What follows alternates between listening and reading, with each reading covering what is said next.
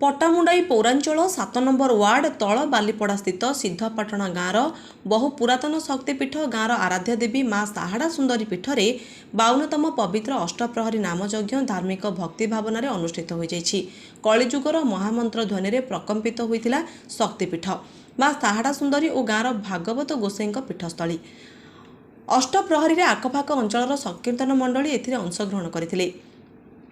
आम संस्कृति आम धर्मीय भावनार पर्व हेउछि आम गौरव। भारतीय संस्कृति को उज्जीवित करने एबी सिद्धपाटणा गाँव में चली अष्टप्रहरी नाम संकीर्तन। युव समाजसेवी प्रदीप परिड़ा प्रत्यक्ष तत्वावधान और पंडित निरंजन दास पवित्र मंत्रध्वनि समस्त नीतिकांति अनुजाई यज्ञ दिवस कलश यात्रा कराई अंकुरोपण पर अहोरात्र संकीर्तन मूर्छना सिद्धपाटणा गाँव में आध्यात्मिक परिवेश देखा मिलता। अन्यपटे गाँवर महिला माने निष्ठा एकाग्रता सह गोमाता को पारंपरिक रीति पूजार्चना करी अन्य मानक पई प्रेरणा पलटिछंती। एही महोत्सव भितर गाँवर भाईचारा संगति सद्भावनार अनन्य वार्ता मध्यरे मनीष हृदय हरिनाम ध्वनिर गुंजरित हो एवं आसंता दिन में माँ साहाड़ा सुंदरी पणतकानी और भागवत गोसाई अभय आशीर्वाद गाँ लोक घंट घोड़ाई रखि बोली कहिसेंती ग्रामवासी। पट्टामुंडाईरू Dhirendra Mallick report live life Odia. Payal Pradhan नमस्कार।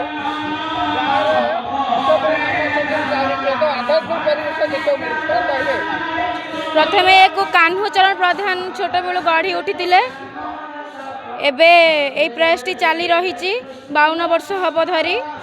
तो काली थिला आमर अधिवास आज हूँ कीर्तन तो काली हूँ आमर नगर कीर्तन। तो यहीटा गढ़ी उठी बहुत छोट बेलू आम जेजेबाबा मैंने गढ़ी उठी एबे भी प्रयासटी चली। तो एतिकी कहबी कि नगर माने हरिगोसाई पाखे समस्त घंट घोड़े रखि था जोठी थिले भी जो कण अनुकरण थिले भौणी भाई माने आसिकी अनुष्ठान रे योगदान करि थांती जोठी थिले भी। तो भाई भौणी माने बहुत मिसिकी धूमधाम रे यही पर्व को पालन करि थांती। सिद्धपाटण कसंटा सिद्धपाटणा रे यही पर्वटी आमर प्रति वर्ष पालन करा जाए। ममतामयी जेना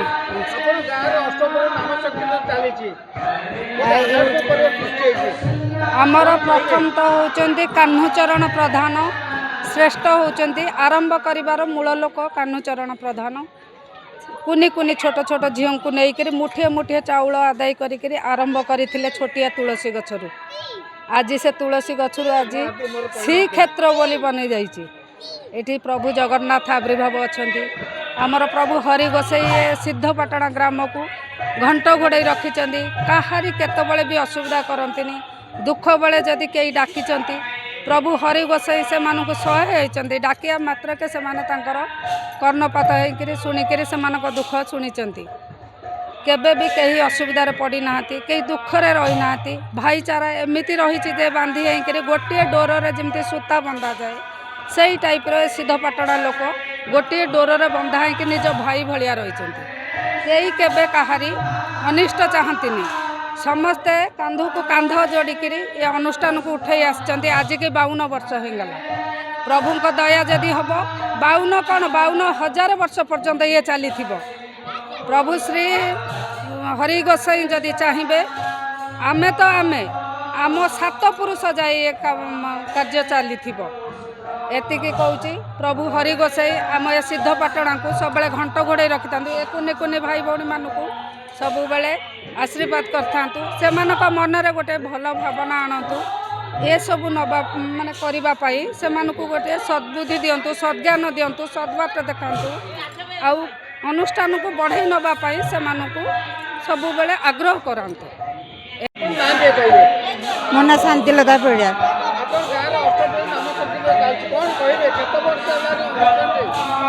ए 52 वर्ष है नाम संकीर्तन होची।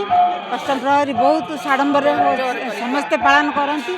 मु भी ये गाँव को 46 वर्ष है आसिली।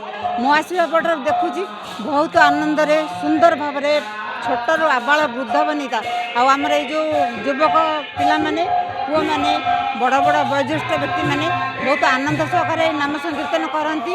ଆଉ ଅଷ୍ଟମ ପ୍ରହରୀକି ଏତେ ସାଡ଼ମ୍ବରରେ ପାଳନ କରନ୍ତି ଯେ ସମସ୍ତେ ବିଦେଶରୁ ଯିଏ ଯୋଉଠି ଥାନ୍ତି ଚାଲି ଆସନ୍ତି, ଝିଅମାନେ ବି ଆସନ୍ତି, ଆଉ ବୋହୂମାନେ ସବୁ ଆନନ୍ଦ ମନରେ ନାଚି ଗାଇ ସଂକୀର୍ତ୍ତନ ଆରମ୍ଭ କରନ୍ତି, ଆନନ୍ଦ ମନରେ ଉତ୍ସବଟି ପାଳନ କରନ୍ତି। ପଟ୍ଟାମୁଣିର ସିଦ୍ଧପାଟଣା ଗ୍ରାମ ଗୋଟେ ଅନ୍ୟତମ ଠାକୁରଙ୍କ ଧରି ଆମେ ଏତେ ଆନନ୍ଦରେ ରହିଛୁ, ଯାହା କେଉଁଠି ନ ମିଳେ ମନର ମୂଳେ ଏ ଜଗତ।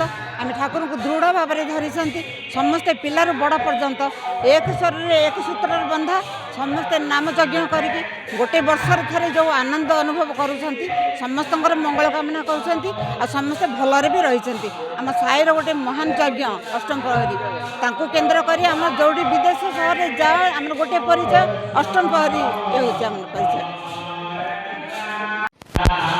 ମୁଁ ଏତିକି କହିବାକୁ ଚାହିଁବି କି ମୋ ପିଲାଦିନୁ ମୋ ଜନ୍ମ କାଳରେ 52 ବର୍ଷ ହେଲା, ଏ 52ତମ ଅଷ୍ଟମ ପ୍ରହରୀ ଯେମିତି ଆମ ବାପାମାନେ ତାଙ୍କର ପୂର୍ବଜମାନେ ପାଳନ କରିଥିଲେ ଆମେ ପାଳନ କରୁଛୁ।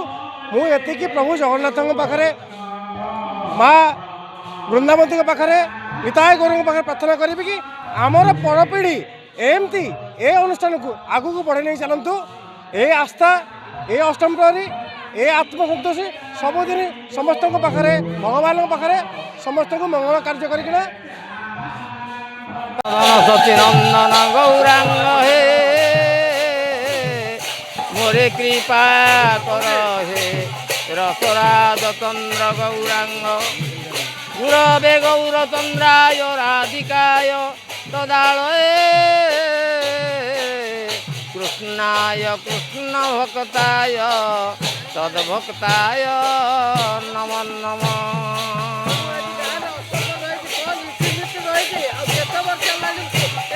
ଏ ଅନୁଷ୍ଠାନ ଦୀର୍ଘ 52 ବର୍ଷର ଅନୁଷ୍ଠାନ। ତା ପୂର୍ବରୁ ଆମ ବାପା କରୁଥିଲେ। ଆଉ 52 ବର୍ଷର ଅନୁଷ୍ଠାନ, ମୁଁ ଆପରେ 40 ବର୍ଷ ହେଲା ମୁଁ କଲିଣି। ଆଉ ଅଷ୍ଟମ ପ୍ରହରୀ ଯେତେବେଳେ ଧର୍ମର ଗ୍ଲାନି ଘଟେ, ସେତେବେଳେ ଭଗବାନ ଆସନ୍ତି ମଣିଷ ରୂପରେ ଆସିକିରି ଧର୍ମର ଗ୍ଲାନି ଘଟିଥିବା ଆସରେ ନାମ ପ୍ରଚାର କରି ଲୋକଙ୍କୁ ସଚେତନ କରିବା ପାଇଁ ଏସବୁ ଅନୁଷ୍ଠାନ ଥାଏ। ନାମ ଯଜ୍ଞର ଅନୁଷ୍ଠାନ ହେଲେ ନାମଟା ପ୍ରଚାର ହେଇ ଚାରିଆଡ଼େ ଲୋକଙ୍କୁ ଟିକେ ସଚେତନ କରିବ। ଏ ଧର୍ମର ମାନେ ଯେଉଁ ଗ୍ଲାନି ଘଟିଛି ସେଥିରୁ ଆମେ ମୁକ୍ତି ପାଇବା। ଏ ହେଉଛି ଅନୁଷ୍ଠାନର କାର୍ଯ୍ୟ। ନାମ ସଂକୀର୍ତ୍ତନର କାମ ହେଉଛି ଏଇପାଇଁ କେବଳ। ନାମ ରୀତିନୀତି ବହୁତ ଠାକୁରଙ୍କର ଅଛି। ଆରମ୍ଭରୁ ଠାକୁରଙ୍କର ନାମ ସଂକୀର୍ତ୍ତନ ପୂର୍ବରୁ ଅଧିବାସ କାର୍ଯ୍ୟକ୍ରମ ହୁଏ, ତାପରେ ନାମ ଯଜ୍ଞ କାର୍ଯ୍ୟକ୍ରମ ହୁଏ, ତାପରେ ଅଖଣ୍ଡ ପ୍ରଦୀପଟି ଜଳେ ସବୁବେଳେ। ଭୋଗ 8ଟି ଧୂପ ହୁଏ, ସବୁ ସମୟରେ 8ଟି ଧୂପ ହୁଏ। ଅଖଣ୍ଡ ପ୍ରଦୀପ ସବୁବେଳେ ଲାଗିକି ରହିବ ଅହନିଶି ସରିବା ପର୍ଯ୍ୟନ୍ତ, ନାମ ଯଜ୍ଞର ସମାପ୍ତି ପର୍ଯ୍ୟନ୍ତ ଅଖଣ୍ଡ ପ୍ରଦୀପ ଲାଗି ରହେ। ଗ୍ରାମବାସୀମାନଙ୍କର ସେଠାରେ ଏସବୁ କାର୍ଯ୍ୟ